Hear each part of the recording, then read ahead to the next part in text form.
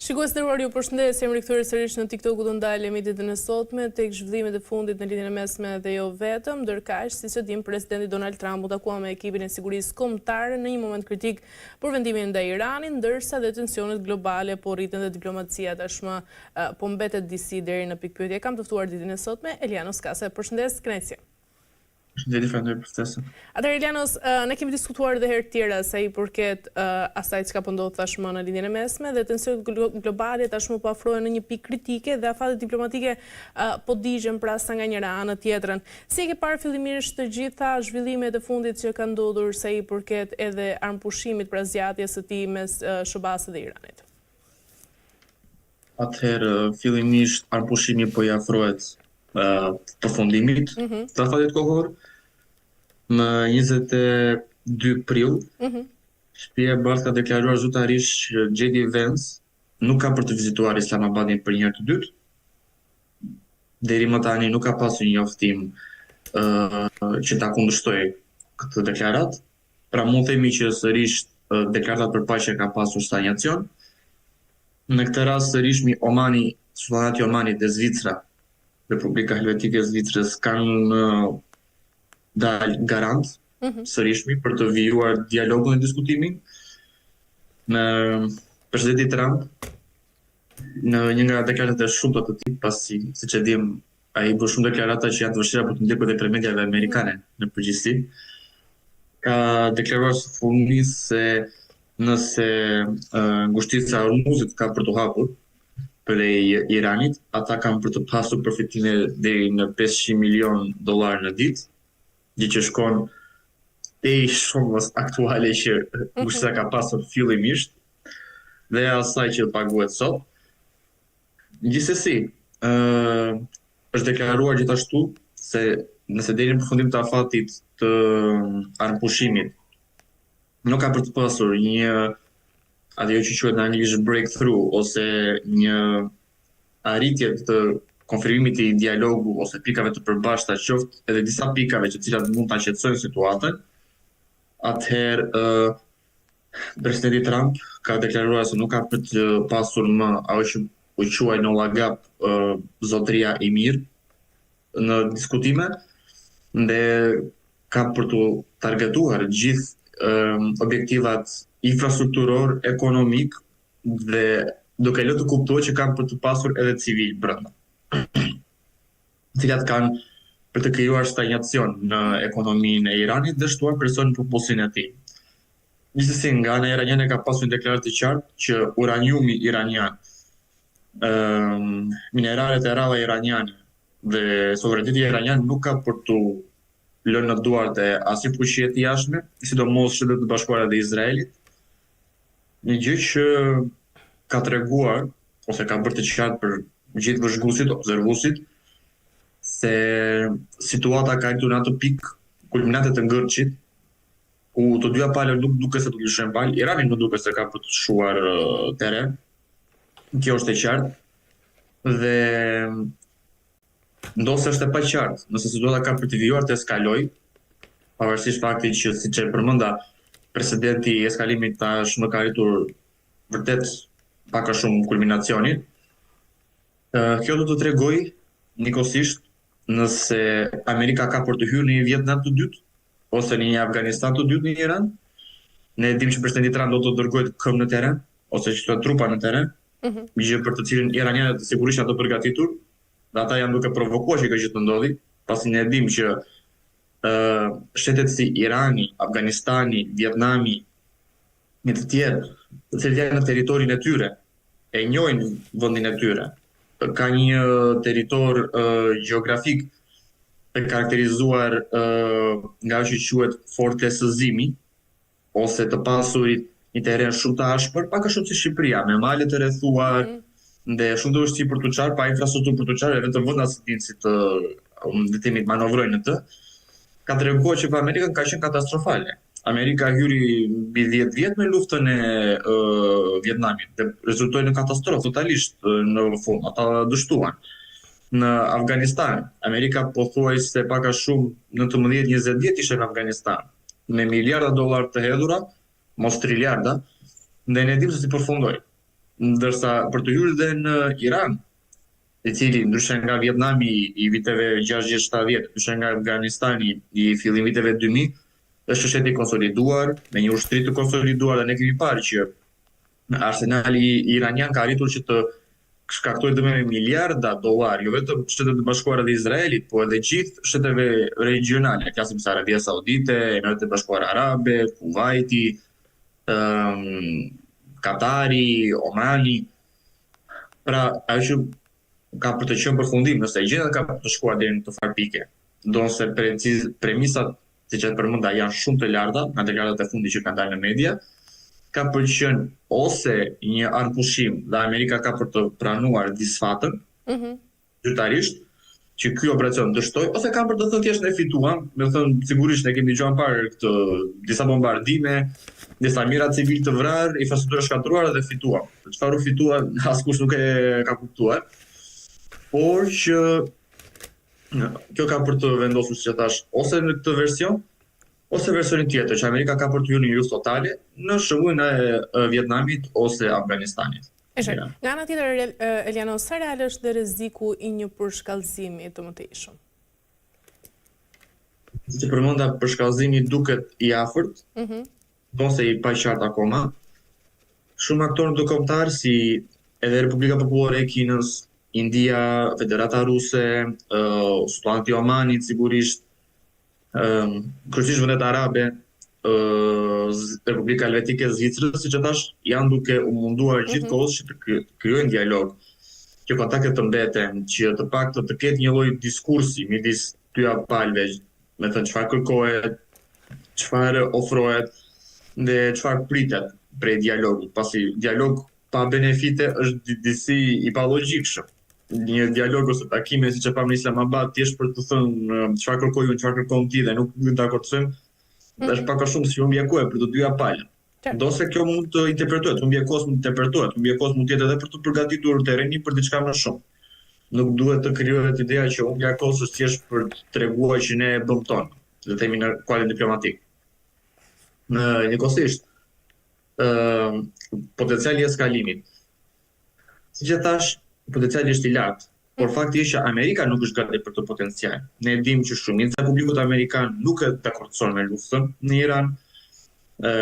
Po thotë gjithë media amerikane është duke satirizuar këtë fushat të presidentit Trump, të palogjikshme edhe por të kushtueshme në anën ekonomike kësaj radhe, pasi ne dimë që vështirësia e Hormuzit e ka shkatruar rendin ekonomik global, nuk është më penalizuar tani, po shkatruhet në themel, në bazë të faktit që çmimet e larta të naftës, të gazit, të produkteve të naftës, si benzinë, të tjerë, gazolinës, kanë arritur dhe po rriten akoma më shumë, ku në disa vende kanë arritur deri në $150 dhe është dhe një parashikim që mund të vijë deri në $200. Pra gjendja është duke dalë, le të themi, prej kontrollit. Korea e Jugut ka hapur rezervat, të cilat janë për 3 muaj. Kina ka hapur rezervat. Filipinet, Indonezia, Tajlanda pritet që të kenë një minus në GDP nga 0.5 deri në 1.5% në zhvillim, për kësaj që po ndodh. Pa përmendur faktin që përveç Azisë, e cila është penalizuar jashtëzakonisht, dhe që ka treguar edhe shenja të rritjes së konfliktit civil midis shtetit dhe popullsisë civile, të cilët kërkojnë një përgjigje prej shteteve të tyre, çfarë po ndodh, të gjetë një rrugë alternative. Edhe në Evropë, në sidomos në Gjermani, Britani, në vendet e Beneluxit, kjo po ndihet fort. Ndonse Evropa për energjisë, le të themi, energjisë së gjelbër, energjisë të rinovueshme të tjerë, është disi më e balancuar, dhe fakti që ata mund të blejnë nga Kanadaja, nga Rusia, nga Azerbajxhani, është edhe si e balancuar, gjithsesi është ndjer. 50 cent, 1 euro, një gjë tilloj, po pak a shumë këto ndërrojnë në buxhet, se ti duhet ta bësh këtë shpenzim ditë për ditë. Shumë njerëz e bëjnë, edhe në Shqipëri është ndjer, me sa kam dëgjuar. Po fillon, do vijoj të ndihet akoma më shumë, pasi duhet të teksohet edhe fakti që nëse çmimet rriten, ato do të bien nëse ngushtica hapet. Ato mund të balancohen, por nuk ka për të qenë siç kanë qenë më parë. Të paktën në një periudhë afat shkurtër, sigurisht. Pra gjitha këto kanë krijuar që presidenti Trump mundësinë e skalimit, siç e përmenda, duhet të jetë e mirë menduar dhe pa një opsion të dytë. Pra këtu nuk kemi një opsion si Afganistani. Pasi nëse do të ndodhi gjë që ka shumë gjasa të pakta që të ndodhi, por le të themi që nëse do të ndodhi që Kongresi ta aprovojë, le të themi, luftën në Iran, të japi buxhetin e të tjerë, jo ka përqen ose me fitore, ose në një dëm të jashtëzakonshëm kundër ekonomisë amerikane. Pavarësisht që kam dëgjuar dhe është përmendur që industria e luftës, industria amerikane e armatimeve ka për të pasur një shpërthim të tjerë. Kjo industri nuk është se do të impaktojë pak a shumë publikun civil, pasi pavarësisht se do prodhojnë armatime, bomba, granata, publiku në fund ditës duhet të përdor karburantin për transport, duhet të përdor gazin, benzinë e tjera për të ngrohur, duhet të përdori transportin publik në disa pjesë të Amerikës, të cilat prapë kanë vërtet impaktuar për çmimeve. Në le të theksojmë që shporta e ushqimeve është impaktuar jashtëzakonisht në Shtetet e Bashkuara prej rritjes produkteve të energjisë të tjerë. Pra, mundësia e skalimit në këtë rast ka shumë paraprita, nëse mund t'i quajmë kështu. Me paraprita që duhen menduar mirë dhe duhen kalkuluar mirë. Pasi siç e thash, një mundësi e dytë që ka për të impaktuar ekonominë amerikane nuk është. Pra, nëse do të thotë që do të shkojmë në Iran, do shkojmë vetëm për fitore. Diçka, siç është treguar deri më tani, fitoria duket shumë e largët në këtë aspekt. Pra, skalim është fjalë e madhe nëse mund ta quajmë në këtë pikë, pasi buxhet nuk ka akoma. Rrezik kombëtar për Amerikën nuk ka, ndonse u mundua për disa mediave pro administratës të thuaj që Irani të bombardoj Kaliforninë, domethënë gjëra që edhe kur dëgjon duken përqeshur. Sa vendim ta veshe Elianos rolin e Pakistanit në këto negociata?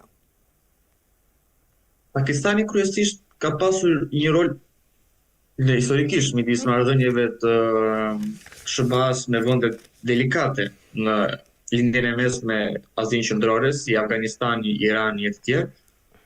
Ka pasur kryesisht rolin e një ure, duke qenë që Pakistani ishte nga vendet pro-amerikane të Azisë Qendrore, Azisë Juglindore.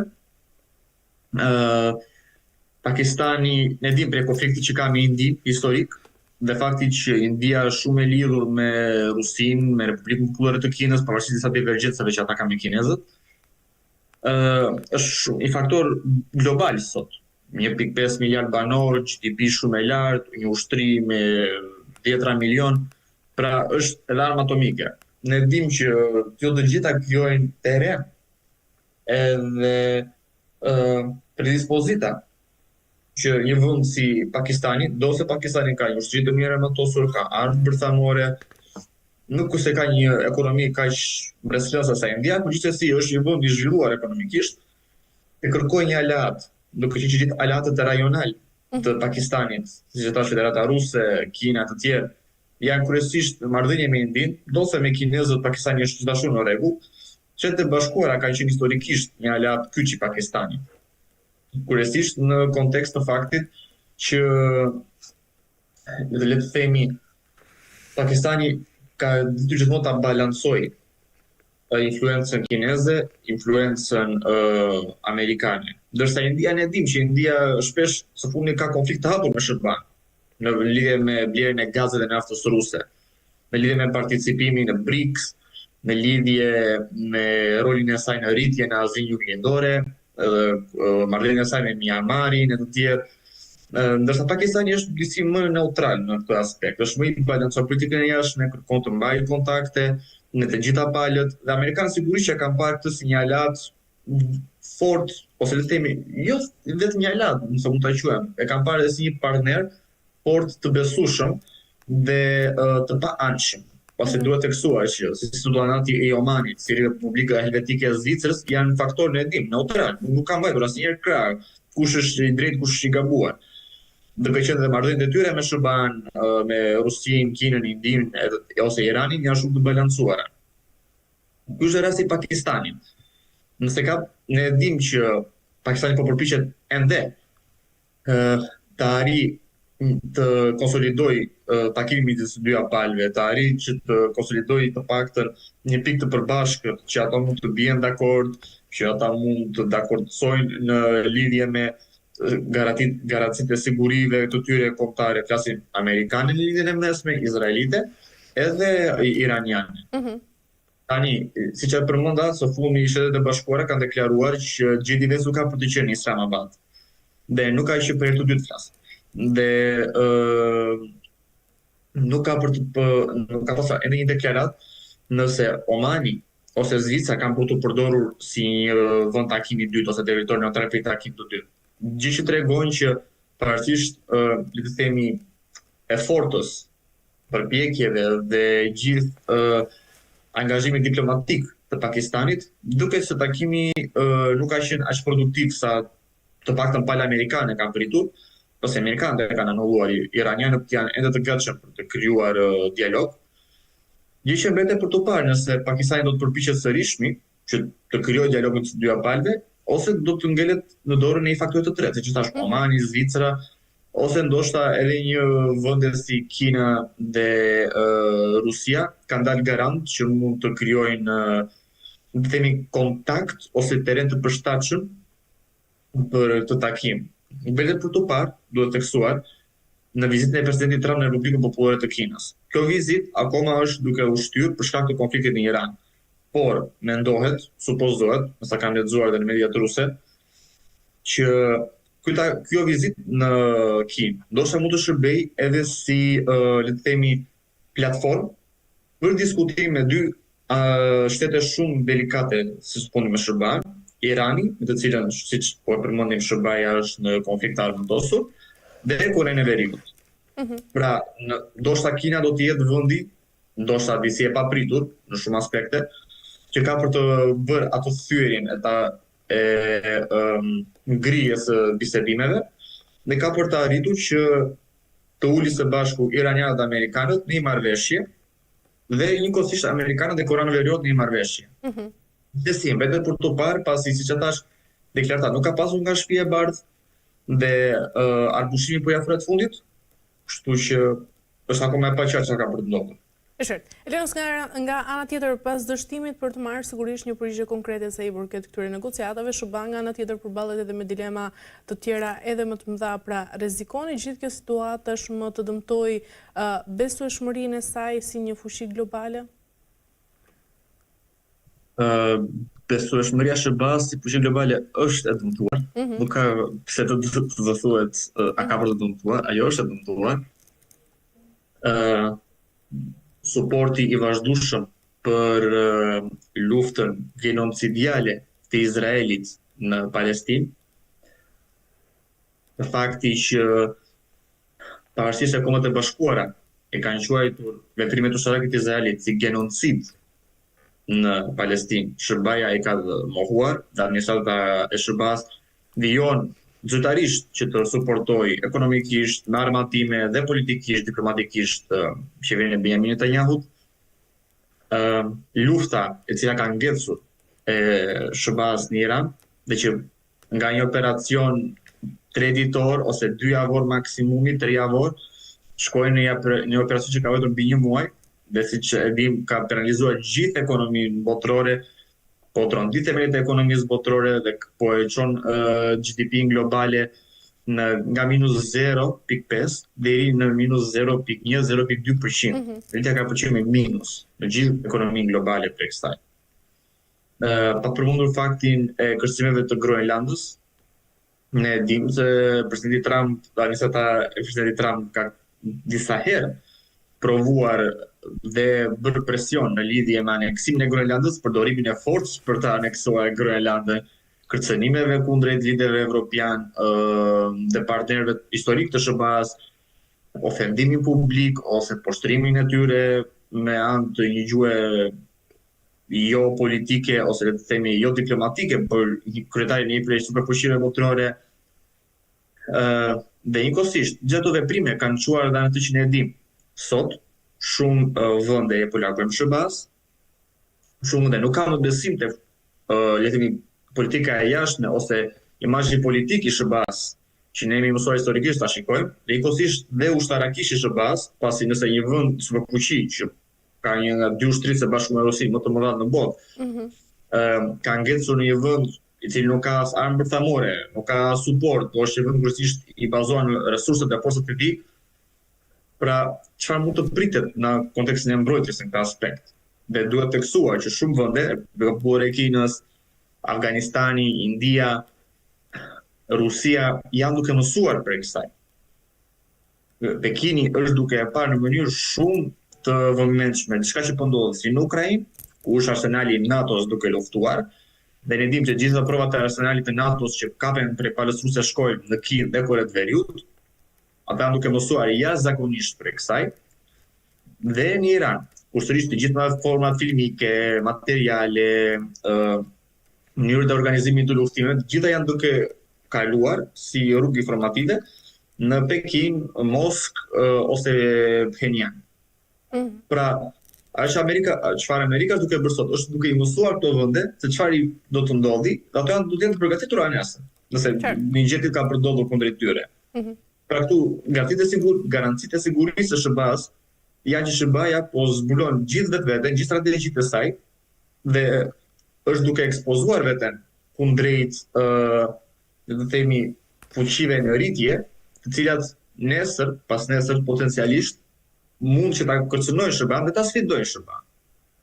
Në kontekst evropian, ne dimë që sot shumë lider evropian janë duke vizituar Republikën Popullore të Kinës, janë duke u shkëputur totalisht prej marrëdhënieve temi të ngushta ose quheshin në fort perspektivë në të ardhmen, të vazhdueshme në perspektivën në të ardhmen me Amerikën, janë duke lidhur shumë marrëdhënie ekonomike midis Bashkimit Evropian, Indisë, Australisë, Kanadas, Republikës Popullore të Kinës. Janë duke u lidhur marrëdhënie të veçanta midis vendeve. Ne dimë që deri më tani Irlanda, Finlanda, Franca, Spanja, Italia, Gjermania, pra vendet kyçe të Bashkimit Evropian dhe të Evropës, gjithashtu edhe kryeministri Starmer i Britanisë së Madhe kanë vizituar Republikën Popullore të Kinës dhe kanë lidhur shumë marrëveshje dhe memorandume me bashkëpunime me Republikën Popullore të Kinës. Pra ne nuk kemi këtu vetëm një shkëputje nga sistemi i sigurisë ushtarake të SBA-s. Ne kemi këtu dhe një shkëputje nga sistemi i sigurisë ekonomike të SBA-s. Njëkohësisht në Evropë së Fundit ka ndalë dhe fjalë që Evropa mund të krijojë në temi versionin e saj të Visa Mastercard. Pra Evropa do kërkohet të shkëputet dhe bankarisht, sistemi bankar amerikan. Nuk është si në Rusi, Visa Mastercard ka bllokuar. Por mundohet të krijojë një model evropian, që do të punojë vetëm brenda Bashkimit Evropian ose brenda Evropës, kryesisht kontinentit evropian në përgjithësi, një sistem bankar i tillë. Dhe sot bankat kryesore polake, për shembull, franceze, irlandeze janë duke punuar, janë duke dakordsuar në këtë prizëm për të krijuar një version evropian të Visa Mastercard. Pra, to tregojnë që Amerika nuk po shikohet më si bastion i sigurt, që një aleat i sigurt në çdo aspekt, jo vetëm ushtarak, por edhe ekonomik, financiar, politik dhe temi social, në kuadër të mediave sociale, për të ardhmen e Evropës, po dhe të partnerët të tjerë, si Kina, India, Pakistani, Rusia. Nga ana tjetër, Elianos ka pasur dhe kërcënime nga ana e Iranit pra se i përket goditjes së industrisë të naftës, së cilat sigurisht kanë ngritur edhe shqetësime globale. Pra, si sheh këto paralajmërime, sa reale i sheh dhe nga ana tjetër, duke qenë se rajoni i Gjirit po përballet me një zgjedhje të vështirë me sigurisë, por edhe sigurisht edhe interesave ekonomike, a do të rrezikojnë vetë vendet arabe industrinë e tyre të naftës duke u rreshtuar krah Shtetet e Bashkuara të Amerikës? Fillimisht duhet teksuar fakti se industria e naftës është impaktuar drejt për drejt për këtyre bombardimeve. Fakti se SBA-ja është duke vijuar kërcënimin në anën e bombardimeve, po njëkohësisht edhe në anën e përplasjes ushtarake me këmbë në teren, ka vendosur të gjitha industritë e naftës të vendeve arabe në një gjendje alerti, pasi nuk di se ka përfshirë reagimin e saj, siç e përmenda. Irani sigurisht ka kërcënuar, pasi Amerika vetë është duke bombarduar infrastrukturën energjetike dhe energji prodhuese të Iranit, flasim industrinë e naftës e të tjerë dhe Izraeli sidomos është duke për këtë gjë. Gjë që ka çuar edhe në faktin që Irani sigurisht do kërkoj retalim, pra do kërkoj dhe ai të kundërpërgjigjet. Ai është kundërpërgjigjur. Ne dimë që në Kuvajt dhe Arabia Saudite, në Katar, në portin e naftës, në Oman dhe të tjerë, gjithë janë bombarduar. Ka pasur bombardime të shumta, ka pasur dëme të konsiderueshme dhe deri në nxjerrje jashtë funksionit të shumë industrive të naftës. Dhe sot Arabia Saudite dhe Emiratet e Bashkuara Arabe kanë planifikuar, mundohen që të organizojnë një tjetër rrugë për transportin e naftës. Nëse i desi një tubi që do ta nxjerrë naftën në detin e Kuq ose deri në anën tjetër të themi të Gatdishut. Ndonse kjo ka shumë rreziqe për shkak të piraterisë që ne dimë që është detin e Kuq, piratëve të Somalisë, Eritrisë e të tjerë. Gjitha këto sigurisht kanë dhe impaktin e tyre në çmimin dhe në vlerën e naftës, pasi ne dimë që nëse ka për të ndodhur kjo rrugë tranziti, nëse Irani do t'i kthejë këto kërcënime në realitet, pasi ata kanë mundësi, ata kanë provuar që ka mundësi t'i kthejnë në realitet. Atë do të jetë sigurisht një super plus jo vetëm për prodhimin e naftës, por edhe për shitjen e saj dhe edhe për tregun konsumator të naftës. Gjë që siç e përmenda, nëse sot është duke shkuar diku te $150, nëse kjo do të vijojë dhe do të eskalojë, siç e përmendëm, kjo mund ta çojë fuqinë $200 ose edhe më sipër. Gjë që sigurisht për ekonominë globale ka për të qenë katastrofale, pasi ne dimë sa më shumë të rritet nafta, aq më pak ka për të qenë premisa që nafta të ulet në një periudhë afat shkurtër. Gjë që do të krijojë një impakt afatgjatë në gjithë ekonominë botërore, siç është duke treguar së fundi në Azi, që shumë vende, sidomos pasi ka ndjekur së fundi edhe ato në Kore të Jugut dhe Japoni, janë impaktuar aq fort sa dhe konsumi i atyre klasës që ne quajmë klasa ende e pa hyrë në tregun e punës, janë studentë, stazhierët të tjerë, është impaktuar jashtëzakonisht. Dhe ka rritur shumë standardin dhe nivelin e jetesës në kontekstin e shpenzimeve të larta që janë shtuar prej naftës. Deri edhe në bllokim. Shumë pika karburanti për shembull në Azi sot kanë tarifa ditore sa naftë do të shesin. Ato vjen në pankarta ose banderola që sot do të shiten vetëm 2 ose 3, flasim në shifra jo reale, 2 deri në 3 litra naftë, kaq, nuk ka pasur më gjithë ditën. Pra po hyn deri në atë që ne quajmë pak a shumë si me kupona, regjimi kuponave që ka qenë njëri kohën e komunizmit. E qartë. Mirë, Eljenës, ndërkaq për ta mbyllur do doja të na shpjegoje se çfarë ka ndodhur ku thuhet se dronët rus kanë shkelur kufit e Estonisë dhe Letonisë. Çfarë ka ndodhur realisht? Atëherë, pika kryesore, le të themi, e konfliktit ose zhvillimeve të përplasjeve të paqarta ende ushtarake, sot midis Rusisë, NATO-s dhe Bashkimit Evropian është Balltiku, kryesisht vendet balltike. Le të themi, incidenti që ka ndodhur është ende i paqartë, pasi nuk ka pasur një deklaratë të qartë ende, ndosë disa media ruse, jo të gjitha, disa prej tyre, ato që mbajnë si më independente akoma, kanë theksuar që ka pasur një trajektim të dronëve afër këtyre kufive për manovra ushtarake, por nuk ka pasur një kalim të territorit të këtyre vendeve. E qartë. Dhe kjo mund të provohet shumë lehtë prej gjurmëve në radar të këtyre dronëve dhe mënyrës se si ato manovrohen, pra plani të manovrimit të dronëve dhe se ato mbajnë të gjitha, kërësisht Rusia i mban gjithë objekta aerore që ata fluturojnë, i mban në database të dhëna dhe arrit i gjurmoj, pra gjurmimi i tyre ku kanë kaluar e të tjerë, ato gjitha le të themi hidhen në drafte dhe ata mund ta provojnë që nuk ka qenë. Ka qenë afër kufit, po varësisht për këtë afër kufit. Afër kufit është edhe zona neutrale midis dy kufive. Po nuk është pjesa e kufit të asnjë vendi. Dhe ajo që quhet në anglisht no man's land, ose toka që si përket askujt. Njëkohësisht, nga ana e shtetit rus, për shërbimeve të shtypit zyrtar, ka qenë fakti që ky është thjesht një provokim, nuk ka pasur dron, kjo janë thjesht fake news, të cilët po mundohen që të krijojnë eskalim, të kemi përballë të tjerë. Ka pasur edhe deklarata që fakti është këto mund të jenë dronë Ukrainas, që këto është provokim, ata kanë dashur të hyjnë në Rusi dhe kur nuk kanë arritur dot të hyjnë në Rusi, janë përdorur si mjet për të bërë presion, për të treguar që rusët kanë po bëjnë provokime të tjera. Pra është edhe pa qartë. Nga vetë Bielorusia për shembull, një aleat i Rusisë që kufizohet me dy vende balltike, Lituaninë dhe Letoninë, ata njëkohësisht nuk kanë mbajtur qendrim, kanë thënë që ne nuk kemi diktuar asgjë në radarët tanë afër kufive.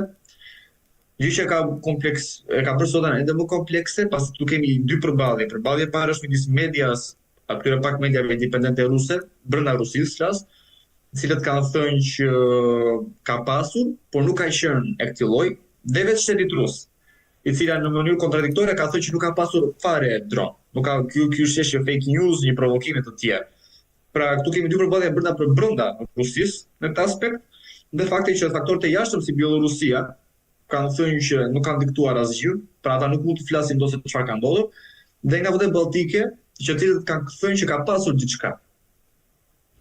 Pra, nëse ka pasur diçka apo jo, kjo nuk është e qartë akoma. Nëse dronët kanë qenë rusës o Ukrainas, pra provokime të thënë diçka për të kërkuar një precedent për të krijuar konflikt kufitar,